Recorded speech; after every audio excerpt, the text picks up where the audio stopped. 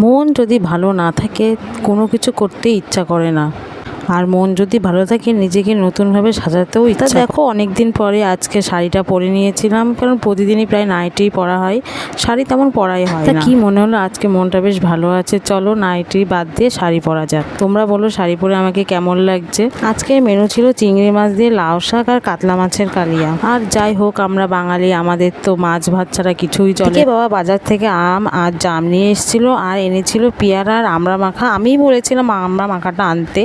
আমড়া মাখা খেতে কিন্তু আমার ভীষণ ভালো লাগে। আর হ্যাঁ, কে কে জাম খেতে ভালোবাসো অবশ্যই কমেন্ট করে জানিও। আর তারপরে খেয়ে নিয়েছিলাম কুলপি। কুলপিটা কিন্তু বেশ দারুণ ছিল।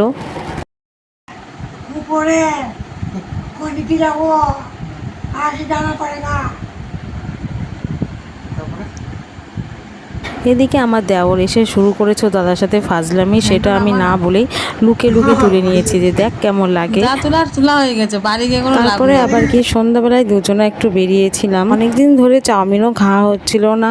আর আমরা এখানে চিকেন চাউমিন অর্ডার করেছিলাম, চাউমিনটা খুবই টেস্টি ছিল। আর হ্যাঁ, তোমাদেরকেই বলছি, তোমরা ঠিকই শুনছো। অবশ্যই কমেন্ট করে চেয়েও যে আমার এই ব্লগগুলো দেখতে তোমাদের কেমন লাগে। টাটা।